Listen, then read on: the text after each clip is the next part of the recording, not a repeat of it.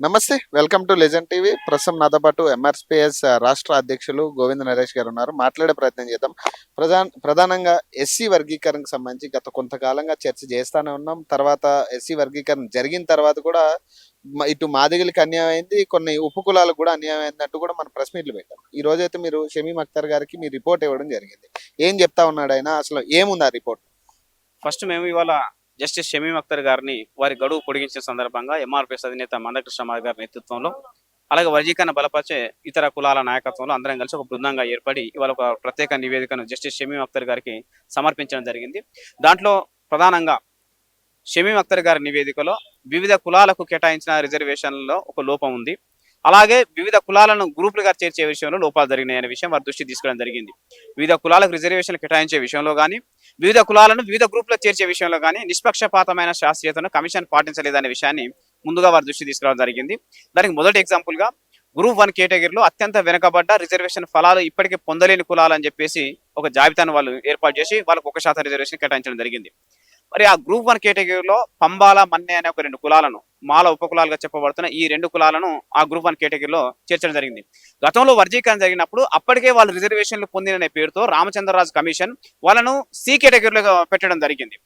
మరి ఆనాడు సి కేటగిరీలో ఉన్న వాళ్ళు ఇప్పుడు కూడా సి కేటగిరీలో లేదా గ్రూప్ 3 కేటగిరీలో కొనసాగించడం అనేది న్యాయం. కానీ వాళ్ళని తీసుకొచ్చి గ్రూప్ 1 కేటగిరీలో కలపడం ద్వారా గ్రూప్ 1 కేటగిరీలో ఎవరైతే బుడజంగాలు కావచ్చు, లేదా మాంగులు కావచ్చు, మాంగారోడి కావచ్చు, మిగతా కులాలు ఏవైతే మాది ఉపకులాలు ఉన్నారో వాళ్ళకి అన్యాయం జరిగే ప్రమాదం ఉంది. కాబట్టి పంబాల, మన్నె అనే గ్రూపుల చేరిక అనేది అశాస్త్రీయంగా జరిగింది. వాళ్ళని అక్కడి నుండి తొలగించాలని చెప్పేసి మేము స్పష్టంగా కోరడం జరిగింది. కొంతమంది అంటే మాల ఉపకులాలు ఎవరైతే ప్రెస్ మీట్లు పెట్టినప్పుడు వీళ్ళ మీద కూడా కొన్ని ఆరోపణలు చేస్తా ఉన్నారు. మాల నాయకులు కొంతమంది, ముఖ్య నాయకులు కొంతమంది, చిన్నయ్య లాంటి వాళ్ళు కొంతమంది మాట్లాడుతా ఉన్నారు. ఇదంతా కూడా మందకృష్ణ మాదిగ గాని, ఇటు నేతకాని వెంకటేష్ గాని వీళ్ళందరూ కావాలని ప్రోత్బలం పెట్టి వీళ్ళతో ప్రెస్ మీట్లు పెట్టిస్తా ఉన్నారు. కానీ ఇది నిజంగా కూడా మా మాలలకి అన్యాయం జరిగింది, మాకు 7% ఇవ్వాలని వాళ్ళు మాట్లాడుతా ఉన్నారు. ఏం చెప్తారు? అసలు ఈ మాల నాయకులకు ఎప్పుడు పెద్ద మనసు ఉండదు, వాళ్ళ హృదయం ఎప్పుడు విశాలంగా ఉండదు. వాళ్ళు ఎప్పుడు దోపిడి మనస్తత్వం కలిగిన వాళ్ళు కాబట్టి వాళ్ళు ఇతర కులాల ఆకాంక్షలు గుర్తించరు, వాళ్ళ ఆకాంక్షలు న్యాయం అనేదిగా అంగీకరించరు. కారణం ఏమిటంటే ఇప్పుడు గతంలో ఎస్సీ వర్గీకరణలో బుడజంగం అనే సమూహం, బుడజంగం అనే కులం మాదిగ కేటగిరీలో ఉన్నారు. గ్రూప్ బి కేటగిరీలో మాదిగలతో ఉండేవాళ్ళు. వారు మాకు ఒక సపరేట్, మా జనాభా ఉంది కాబట్టి మాకు సపరేట్ రిజర్వేషన్ శాతం మాకు రావాలి, మమ్మల్ని సపరేట్ కేటగిరీ కేటాయించాలని చెప్పేసి వాళ్ళు ఒక ప్రతిపాదన తీసుకొచ్చిండ్రు. కమిషన్ వాళ్ళ నిర్ణయం స్వాగతించింది. తీసుకెళ్లి వాళ్ళ గ్రూప్ 1 కేటగిరీలో చేర్చి వాళ్ళకి 1% రిజర్వేషన్, వాళ్ళతో పాటు మరికొన్ని కులాలను కలిపి 1% రిజర్వేషన్ కేటాయించినప్పుడు మాదిగ బిడ్డలు వాళ్ళకు ఒక సపరేట్ 1% రిజర్వేషన్ రావడానికి మేము స్వాగతిస్తున్నాం. బుడజంగానికి న్యాయం జరిగినందుకు కమిషన్ మేము అభినందిస్తున్నాం. మరి మాలలు తమ తోడ్పాటు ఉన్నటువంటి నేతకాని కులం వాళ్ళకి 1% రిజర్వేషన్ రావాలని, మా జనాభా ఉన్నది, మాకు న్యాయం జరగాలి, మాకంటే ఒక సపరేట్ గ్రూప్ కావాలని చెప్పేసి వాళ్ళు కోరుతున్నప్పుడు వాళ్ళ నిర్ణయాన్ని ఎందుకు స్వాగతించరు? మాదిగలు తమతో ఉన్నటువంటి ఉపకులం యొక్క ఆకాంక్షను గుర్తించి వాళ్ళకు 1% రిజర్వేషన్ రావడానికి, వాళ్ళకు ప్రత్యేక గ్రూప్ కావడానికి స్వాగతిస్తున్నప్పుడు మాలలు తమ ఉపకులం యొక్క ప్రత్యేకమైన అస్తిత్వాన్ని, తమ ప్రత్యేక ఉనికిని, వాళ్ళకి రావాల్సిన వాటిని ఎందుకు అంగీకరించరు?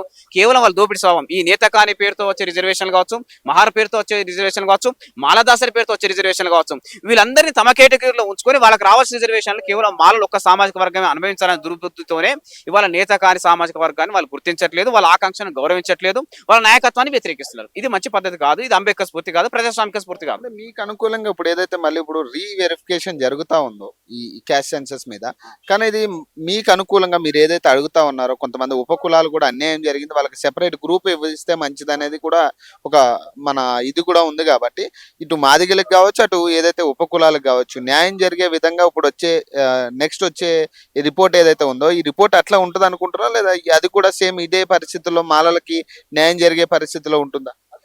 ఇప్పుడు షమీమ్ అఖ్తర్ కమిషన్ గారి గడువు 1 నెల రోజులు పొడిగించి మార్చి 10 వరకు ఉంది. ఈ గడువు పొడిగించే ప్రధాన ఉద్దేశం ఏంటంటే వివిధ కులాల నుండి వస్తున్నటువంటి అభ్యంతరాలను పరిశీలించడం కోసం పెట్టింది. వాళ్ళు అన్ని రకాల అభ్యంతరాలను పరిశీలించిన తర్వాత అందరికీ ఆమోదయోగ్యమైన, అందరికి న్యాయం జరిగే ఒక విధి విధానాలతో ఎస్సీ వర్గీకరణ అమల్లో తీసుకురావాలని చెప్పేసి మేము కోరుతున్నాం. ఈ గడువును పెంచాలని మేము కోరింది, అందులో జరిగిన లోపాలను సవరించాలని మేము కోరింది, అందులో జరిగిన తప్పులను సరిదిద్దాలని మేము కోరింది. అందరికి న్యాయం జరగాలనే ఉద్దేశంతో తప్ప ఒక మాదిరికే న్యాయం జరగాలనే ఉద్దేశంతో కాదు అనే విషయం ప్రభుత్వానికి అర్థం చేసుకోవాలి, కమిషన్ అర్థం చేసుకోవాలి, అన్ని కులాలు అర్థం చేసుకోవాలని చెప్పేసి మేము కోరుతున్నాం. ఇక్కడ ప్రధానంగా మాదిరి జరిగిన అన్యాయాన్ని కమిషన్ దృష్టి మేము తీసుకొచ్చినాం. ఎందుకు తీసుకొచ్చినాం అంటే కమిషన్ 3 రకాలుగా వర్గీకరణను అమలు చేయాలని నివేదిక ఇచ్చింది. ఒక దాంట్లో వెనుకబడ్డ కులాలు అన్నది, రెండో దాంట్లో మధ్యస్థంగా వెనుకబడ్డ కులాలు అన్నది, ఒక దాంట్లో మెరుగైన కులాలు అన్నారు. అంటే 3 రకాలుగా వీళ్ళని వర్గీకరించినప్పుడు ఒక దానికి వెనుకబడతనం ప్రామాణికంగా తీసుకుంటాం, తీసుకున్నది, రెండో దానికి మధ్యస్థ వెనుకబడుతున్న ప్రమాణంగా తీసుకున్నది, మూడో దానికి మెరుగైన కులాల జాబితా అని చెప్పేసి పరిగణలో తీసుకున్నప్పుడు రిజర్వేషన్లను ఈ మూడు గ్రూపుల మధ్య కేటాయించే దగ్గర సరి సమానమైనటువంటి ఒక ప్రామాణికతను, సరి సమానమైన జనాభా ప్రాతిపదికన పరిగణలు తీసుకోవాలి, వెనుకబడతానని పరిగణలు తీసుకోవాలి. ఉదాహరణకు గ్రూప్ 1 కేటగిరీలో అత్యంత వెనుకబడ్డ కులాలనే పేరుతోని వాళ్ళకి 1% రిజర్వేషన్ ఇచ్చింది. కానీ వాళ్ళ జనాభా ఎంత ఉన్నది, 1,70,000 మాత్రమే ఉంది.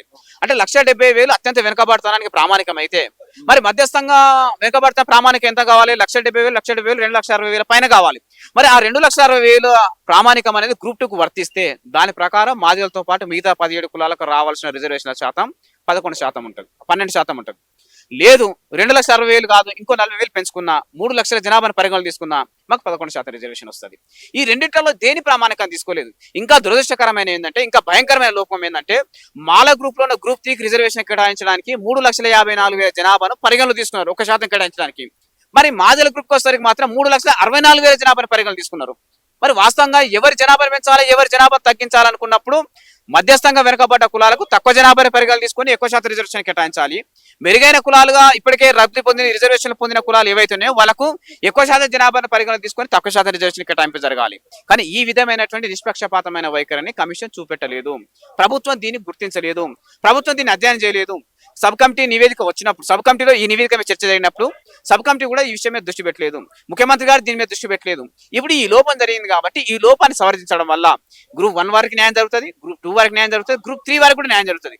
గ్రూప్ 3 కేటగిరీలో నేతకాని కులం కావచ్చు, లేదా మాలదాసరి కులం కావచ్చు, మహార్ కులం కావచ్చు, మిగతా మిథిలాయ వారి కులం కావచ్చు, ఈ కులాలు అయితే ఏవైతే ఉన్నాయో మేము మాలలతో కలిసి ఉండలేము, ఈ గ్రూప్ లో ఉండడం వల్ల మాకు కేటాయించబడ్డ ఈ 5% రిజర్వేషన్ మొత్తం ఏకపక్షంగా మాలలే తీసుకుపోయే ప్రమాదం ఉంది కాబట్టి మేము వాళ్ళతో ఉండే పరిస్థితి లేదు, మా జనాభా కూడా ఎక్కువ ఉన్నది కాబట్టి మాదిగల నుండి కొన్ని ఉపకులాలను చేరదీసి గ్రూప్ 1 ఎట్లయితే కేటాయించారో అలాగే మాలల నుండి కొన్ని ఉపకులాలను పక్కన పెట్టి మాకు సపరేట్ గ్రూప్ ఏర్పాటు చేసి మాకు రావాల్సిన రిజర్వేషన్ మాకు ఇవ్వండి, మమ్మల్ని C కేటగిరీలో 3 కేటగిరీలో ఉంచండి, అలాగే మాలని D కేటగిరీలో వాళ్ళని కేటాయించండి, వాళ్ళు అత్యంత మెరుగైన ఫలితాలు పొందిన కులాలు జాబితున్నారు కాబట్టి వాళ్ళు D కేటగిరీలో కేటాయించండి, C కేటగిరీలో మాకు అవకాశాలు ఇవ్వాలని చెప్పేసి నేతగాని సామాజిక వర్గంతో మిగతా ఉపకులాలు కోరుతున్నాయి. వారి డిమాండ్ కూడా ప్రభుత్వం గుర్తించడం ద్వారా అందరికి న్యాయం జరిగే అవకాశం ఉంది. కాబట్టి ఇప్పటి వరకు ఈ నివేదికలో జరిగిన పొరపాట్లను, ఈ నివేదికలో జరిగినటువంటి లోపాలను, ఈ నివేదికలో జరిగినటువంటి తప్పులను సవరించడం ద్వారా, సరిదిద్దడం ద్వారా, సంస్కరించడం ద్వారా అందరికి న్యాయం జరిగి సంపూర్ణంగా వర్గీకరణ నెరవేరడానికి అవకాశం ఉంటుందని చెప్పేసి మేము భావిస్తున్నాం. ఈసారి వచ్చే రిపోర్ట్ మీకు అనుకూలంగా, అంటే మీరు ఏదైతే అంటా ఉన్నారో ఇప్పుడు ఏదైతే అన్యాయం జరిగిన ఉపకులాలకు కావచ్చు లేదా మీలాంటి మాదిగలకు కూడా చాలా మంది 9% ఇవ్వడం కానీ ఈ అంశం మీద కూడా ఇది సవరించే పరిస్థితి కనపడతా ఉందా గవర్నమెంట్ నుంచి కావచ్చు, షమీమ్ అఖ్తర్ కానీ వాళ్ళు మాట్లాడిన విధానంలో కావచ్చు, ఇది సవరణలు జరిగే పరిస్థితి కనపడతా ఉంది? 100కు 100% సవరణలు జరగడానికి అవకాశం ఎక్కువ ఉంది. ఎందుకంటే ఇవాళ తెలంగాణ రాష్ట్ర ముఖ్యమంత్రి గారు ఒక ప్రజాస్వామిక దృక్పథంతో ఒక నిర్ణయం తీసుకున్నారు. వారి దృష్టికి ఎంఆర్పీఎస్ అధినేత మందకృష్ణ మాదిగ గారు ఈ నివేదికలో, మీరు ఆమోదించిన నివేదికలో లేదా మీరు వెల్లడించినటువంటి నివేదికలో ఈ లోపాలు జరిగినాయి అని చెప్పే విషయాలను గణాంకాలతో సహా, లోపాలు జరిగిన విషయాలను శాస్త్రీయ ఆధారాలతో సహా వారికి దృష్టి తీసుకెళ్లిన తర్వాత వారు ఒక ప్రజాస్వామిక దృక్పథంతో ఆలోచించి ఈ అభ్యంతరాన్ని పరిగణన తీసుకొని అందరికి న్యాయం చేయాలన్న ఒక ఉద్దేశంతోనే దీని గడువును పొడిగించినట్టుగా మేము భావిస్తున్నాం. నిజంగా ప్రభుత్వానికి అందరికి న్యాయం చేయాలనే చిత్తశుద్ధి లేకపోతే ఈ కమిషన్ యొక్క గడువును వాళ్ళు పొడిగించే వాళ్ళు కాదు. వాళ్ళు కొద్దిగా ప్రజాస్వామిక దృక్పథంతో ఆలోచించాలనుకున్నారు, అందరికి న్యాయం జరగాలని వారు కోరుకుంటున్నారు.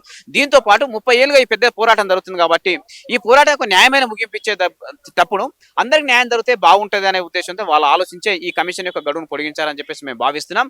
ఈ కమిషన్ ఇచ్చినటువంటి ఈ గడువును పూర్తయ్యే లోపు కమిషన్ ఇచ్చే నివేదికలోని అభ్యంతరాలన్నీ పరిశీలించిన తర్వాత, ఆ నివేదిక ఇచ్చిన తర్వాత దానిలో ఉన్నటువంటి అన్ని విషయాల మీద కేబినెట్ లో కానీ సబ్ కమిటీలో కానీ పూర్తిగా చర్చించిన తర్వాత అందరికీ ఆమోదయోగ్యంగా జరిగే ఒక నిర్ణయాన్ని ప్రభుత్వం తీసుకొని అందరికి న్యాయం చేయడం ద్వారా దీనికి ఒక న్యాయమైన ముగింపుని ఇవ్వాలని చెప్పేసి మేము కోరుతున్నాం. 30 ఏళ్ల తర్వాత కూడా ఇది అపరిపూర్ణంగా ఈ రిజర్వేషన్ వర్గీకరణ చేస్తే కాంగ్రెస్ ప్రభుత్వమే నష్టపోతుంది, రేవంత్ రెడ్డి ప్రభుత్వం నష్టపోతుంది. వాళ్ళు ఈ వర్గీకరణ అమలు చేయడం ద్వారా అందరికి న్యాయం చేయాలనే సంకల్పంతో ముందుకు వస్తే సంపూర్ణంగా వర్గీకరణ అమలు చేయాలి. ఈ 1000 గొంతులు 1,00,000 డప్పుల అంశం అనేది ఉంటుందా లేదా మళ్ళీ ఆగిపోయినట్టే? అది రేపు కమిషన్ నివేదిక వచ్చిన తర్వాత, కమిషన్ నివేదిక తర్వాత ప్రభుత్వం తీసుకున్న నిర్ణయాన్ని బట్టి అందరికి న్యాయం జరిగితే 1000 గొంతులు 1,00,000 డప్పుల కార్యక్రమం అనేది ఏ విధంగా ఉంటుంది అనే విషయం అప్పుడు నిర్ణయిస్తాం. కానీ ఒకవేళ అందరికీ ఆమోదయోగ్యంగా జరిగే నిర్ణయం రాకపోతే, అందరికి న్యాయం చేసే విధంగా ఎస్సీ వరకు జరగకపోతే, అందరికి న్యాయం చేసే విధంగా రేవంత్ రెడ్డి ప్రభుత్వం నిర్ణయాలు చేయకపోతే, చట్టం తీసుకురాకపోతే ఆ 1,00,000 డప్పులు 1000 గొంతుల కార్యక్రమం ఏ విధంగా ఉండబోతుంది అనే విషయం ఈ కమిషన్ నివేదిక అనంతరం మా నాయకుడు మందకృష్ణ మాదిగ గారు ప్రకటిస్తారు. Thank you.